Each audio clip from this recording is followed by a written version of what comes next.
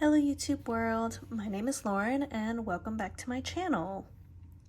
Today we are going to be unboxing my new journal for 2024.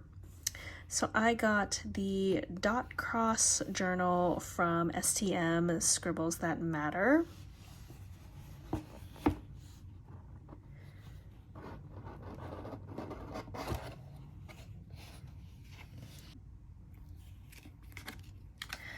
And I got the B5 sized planner in this like dark forest green color.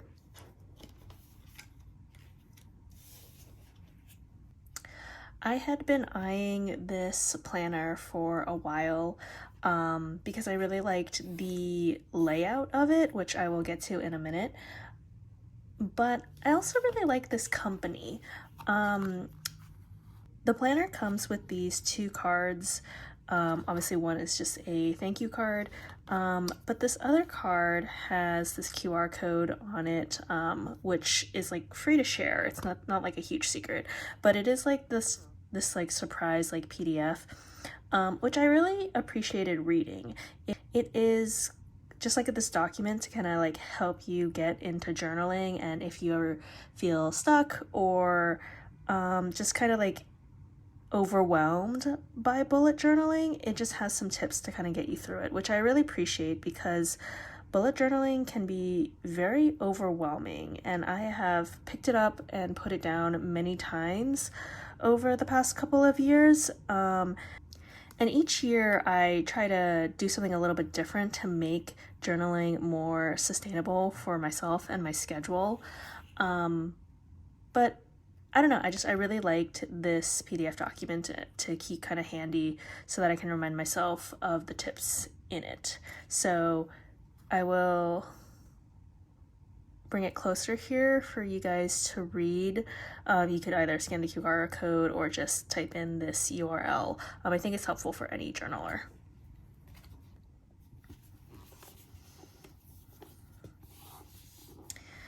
So first off, I'll say again, I got the B5 size, which I kind of am regretting getting the larger sized planner.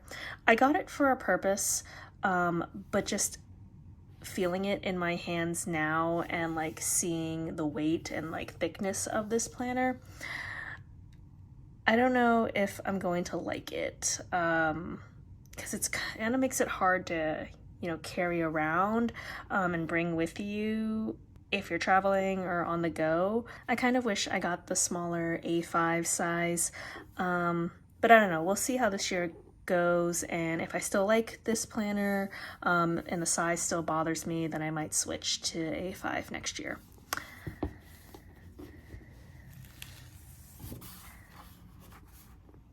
So on the inside of the planner, it's just this cute little list of like action words, which is nice.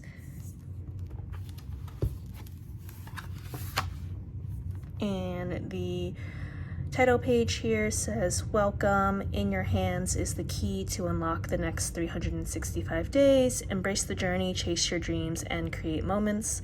Let's make the next 12 months the best yet."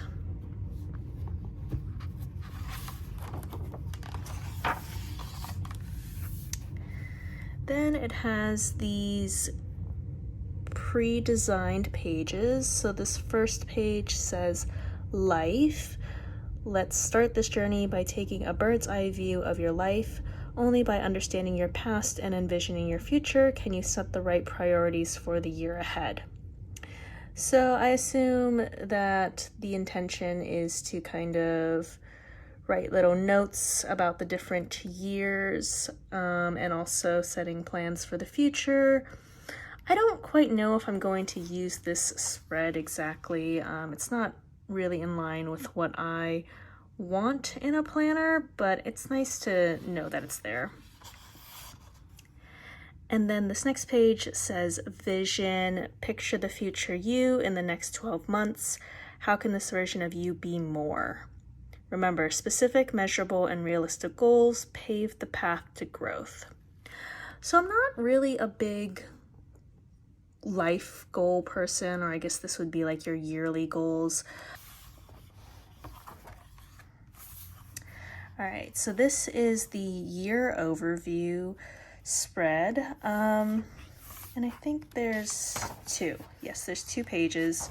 Obviously, months across the top, days down the side. I definitely want to use one of these spreads to keep track of the books that I'm reading.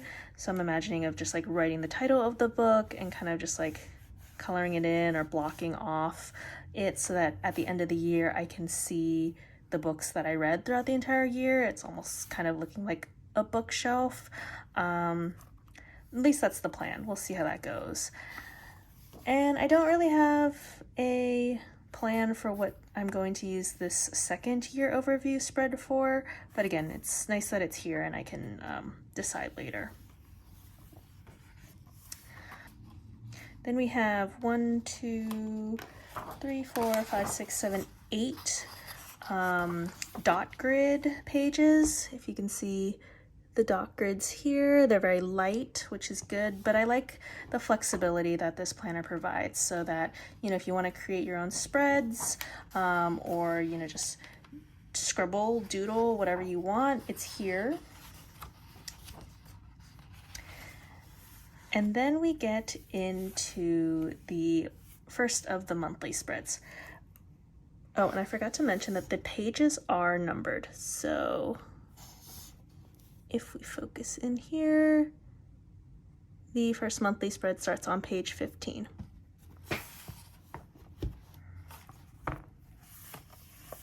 So obviously the layout is here for a monthly spread, but you can be as creative as you want with it, decorate it with stickers, washi tapes, your own doodles. Pretty standard monthly spread with lines on the side for whatever you want, monthly goals, weekly goals, just notes, lists, whatever. Okay, and then we get into the weekly spreads. So they have a little month chart up here so you can mark off which month it is.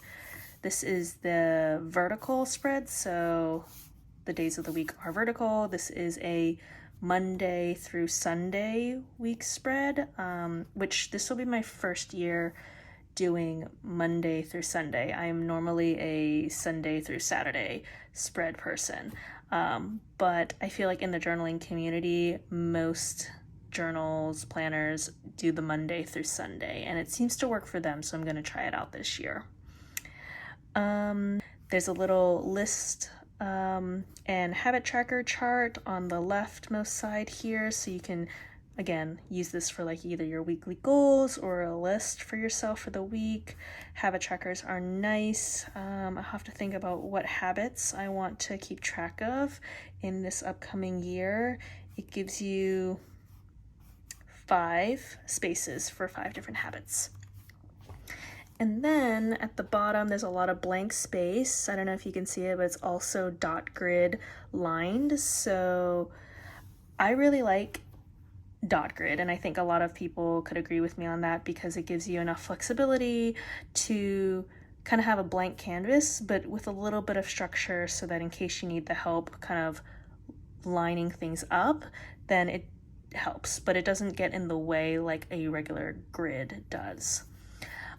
So back to what I was saying before, the reason why I got the B5 size is because I did really want a vertical layout for the weekly spread, and if I'm not mistaken, I think the A5 size planner does the weekly spread horizontally, so it does like Monday, Tuesday, Wednesday, Thursday, Friday, Saturday, Sunday vertically here, and then you would plan out horizontally. But for me, I'm used to planning out vertically, so I really wanted the vertical spread, which is why I got the B5 size.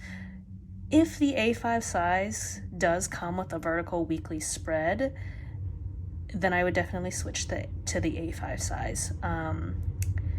But my understanding is that the A5 size is horizontal, and I didn't really like that.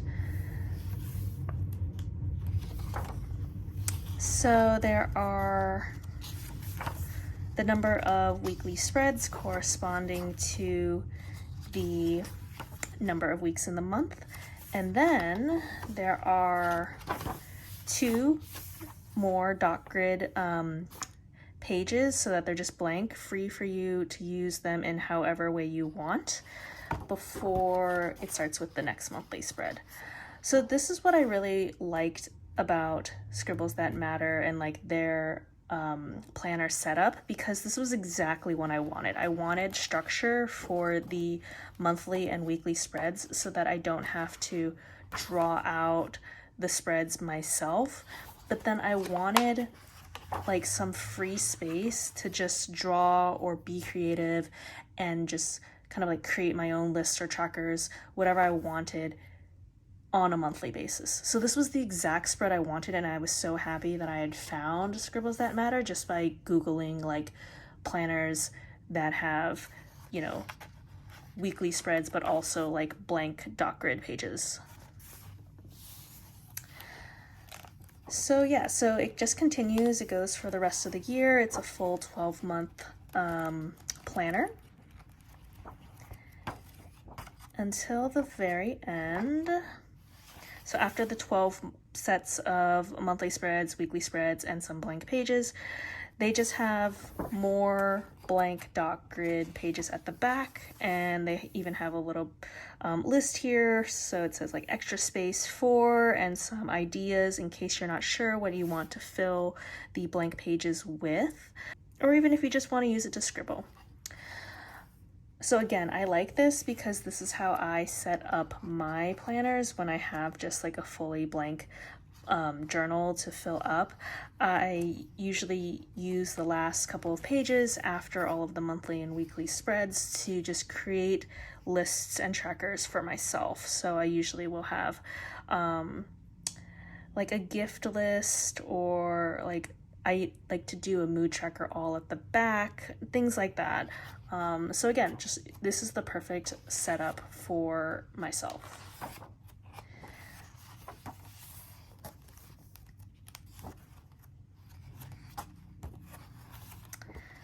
And then what's also really cool is that there are 2 dedicated pages at the back here specifically for pen tests, or like, what's another word for it? Like if you want to swatch your pens, which is always really important when you're journaling because pen colors look different on paper versus just like the color of the pen itself. So there's this page and this page for you to test out your pens. And again, this is perfect because I always have a set of pages in the back of my planners to swatch out my pens.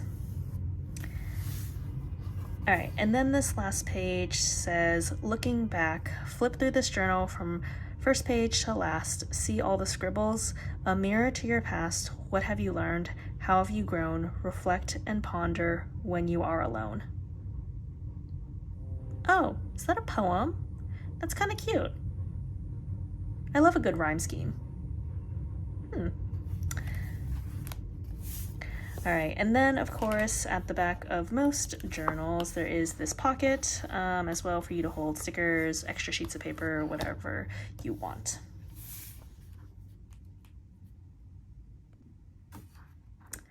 So yeah, that is the Scribbles That Matter B5 dot cross planner undated. So I got the undated version because I want to be able to be creative in how I date and label the different months and such. But yeah, I can't wait to start filling this out for 2024. If you want to check out Scribbles That Matter, I will link their website down in the description below. But anyway, that's all for now. If you liked this video, I'd appreciate it so much if you could like and subscribe, and stay tuned for my future journaling videos. All right, bye.